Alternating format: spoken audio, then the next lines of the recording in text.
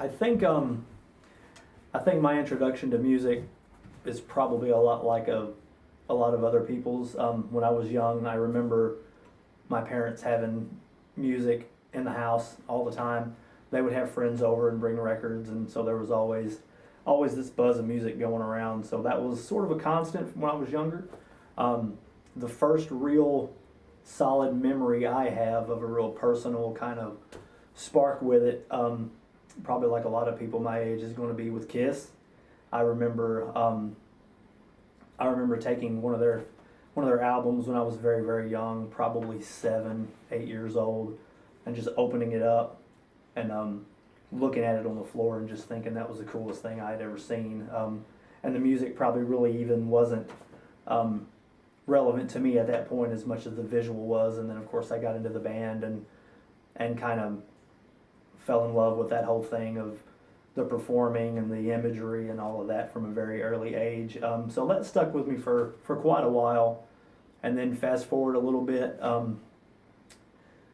to my brother.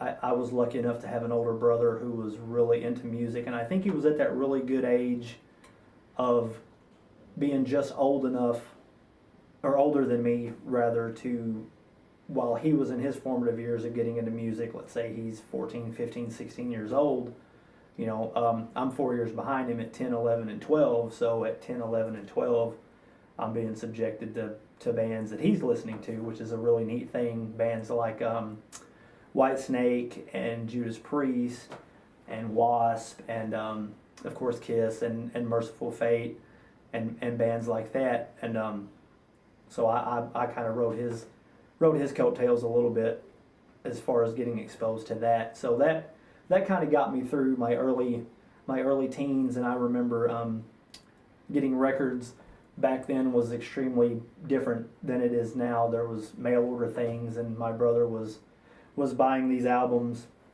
through these catalogs where you could get so many records for a penny or something like that. And he would always let me choose something. He was checking off Megadeth and Metallica and things like that, and I'm a little snot-nosed kid looking at the list, and I'm like, Slayer, that sounds pretty neat. So I'd check that off and listen to Slayer, when I was little.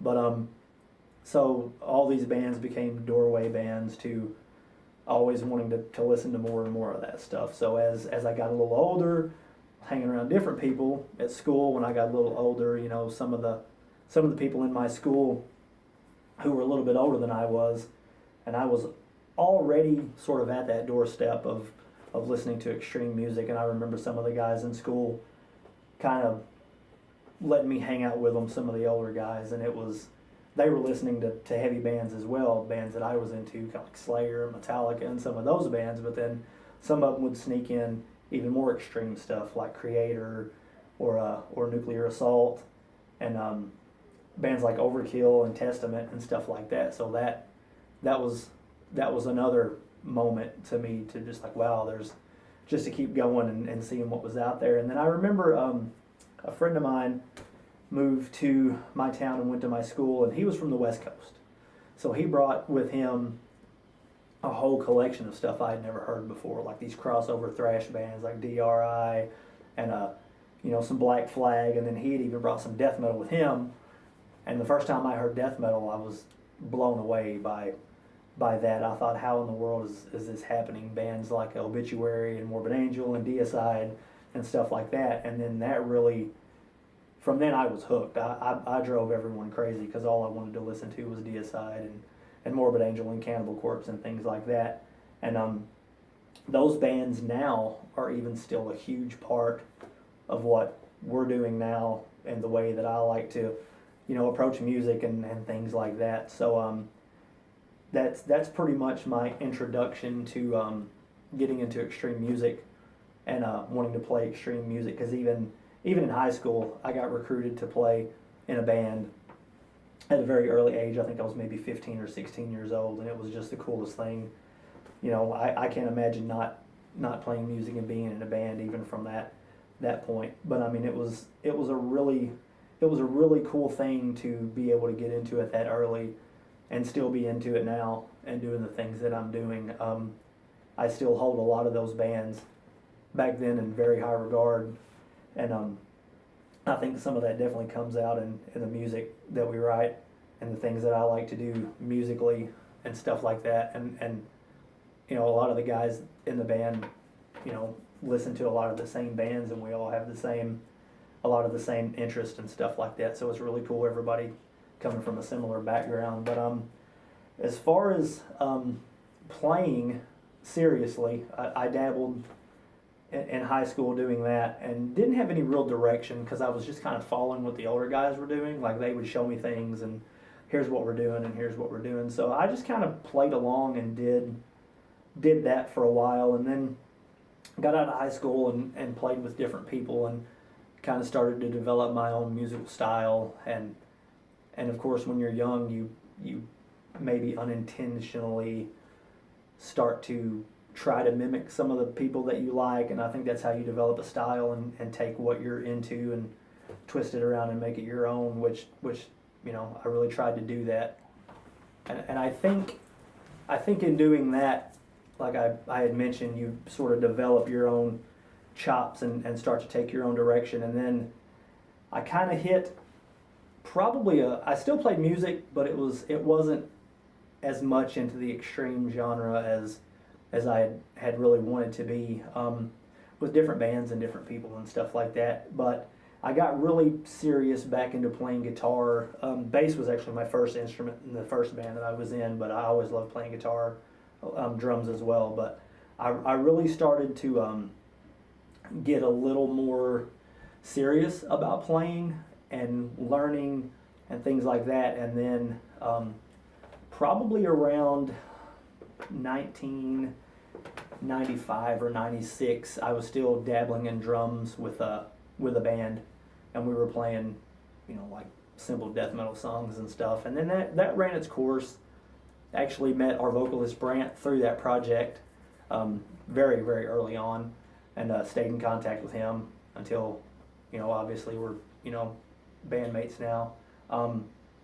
And then took a break and decided to really start getting more serious about guitar playing and things like that, and started a group just basically out of the need and the want to play guitar more and try to get better at it. And getting into doing vocals and playing guitar at the same time was very interesting for me. I borrowed my vocal styles from people that I had listened to, bands like Pantera and Death, and some of the early death metal guys like Deicide and stuff like that, and did that as a three-piece with, oddly enough, our bassist that's in Cycle of Ruin did that project with me, and this was in 2000. We did that for a little while, and it ran its course and did pretty well. Played some shows and did some records, and then that kind of did its own thing, and people moved away and did what they're doing, but I always kept, you know, focusing on guitar and doing that. And there was lulls to where I didn't do as much and started playing in other bands. I got recruited to play drums for a really long time with a standing band, and it was a cool experience. It showed me another side of, because I didn't get to play out that much playing extreme music, but when you're playing a little more mainstream stuff, you know, I played a lot of shows and learned a lot about gear and sound, and so that was a really good experience for me to do that. Then decided to get back into the extreme aspect of it and really started getting serious and really started focusing on things like songwriting and performance and just being a good songwriter. I think that's one of the things I've really tried to focus on is writing good songs. I mean, not just a bunch of riffs thrown at it, but really try to make music flow in and out, twists and turns and stuff like that. And I think a lot of that comes from some of the bands I used to listen to, and then some of the newer bands. As I felt like I got a little bit older, I started getting into the guys that sort of did a little more on the schooled side of it. So, you know, I'm really interested in doing both sides. I love really extreme music that most people wouldn't take the time to see value in it musically, and then I also like to do things from a very musical standpoint and bring those things together.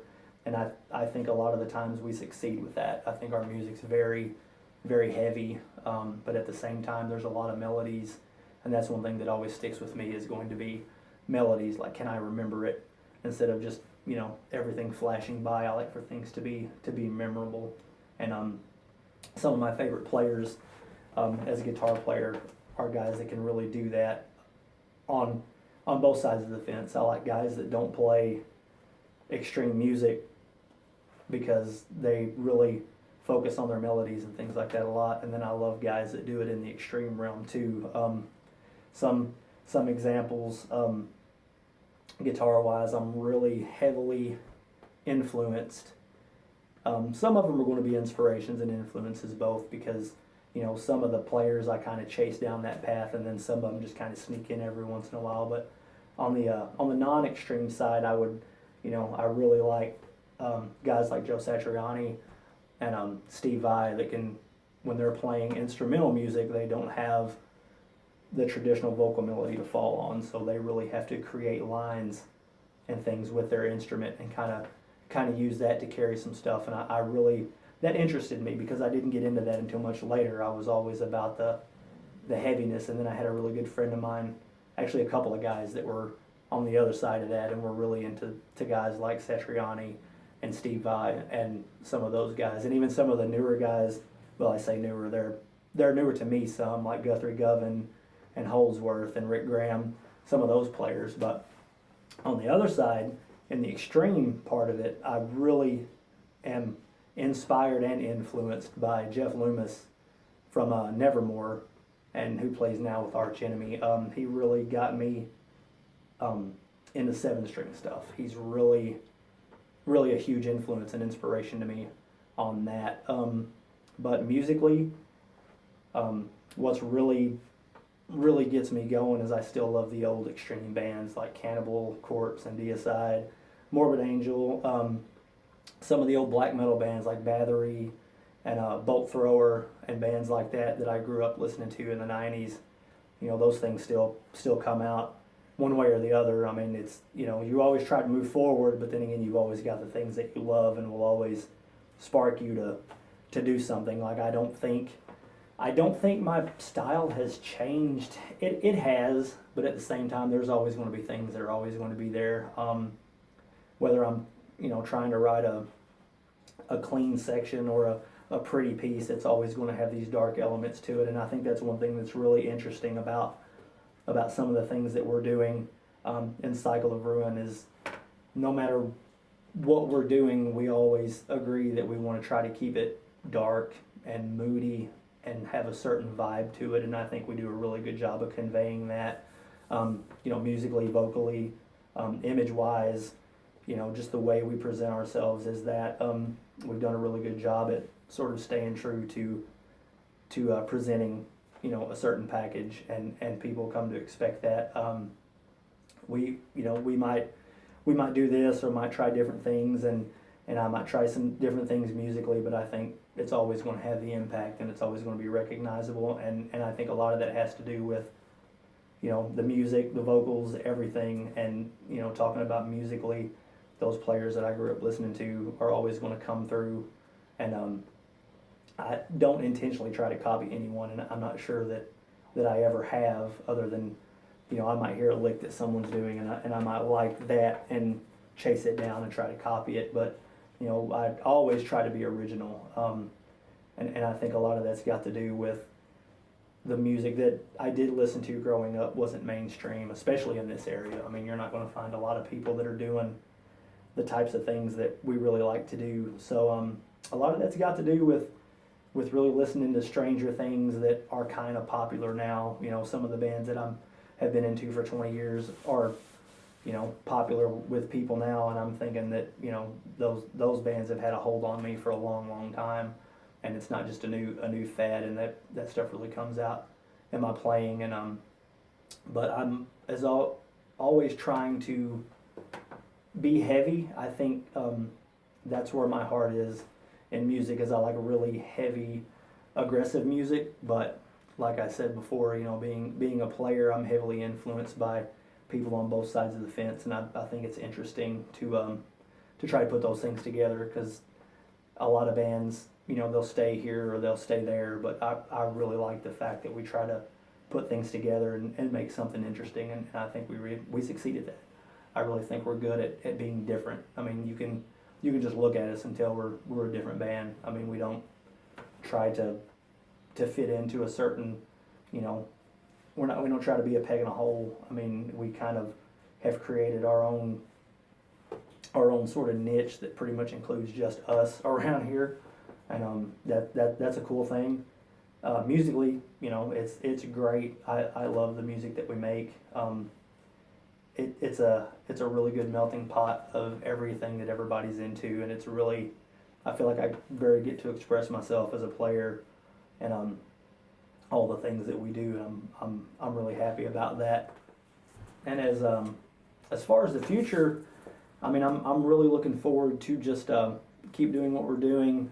You know, we always have ideas floating around. There's always material there. There's always lyrical ideas, musical ideas. We're always working, and we're always looking forward to releasing new stuff, and I'm excited.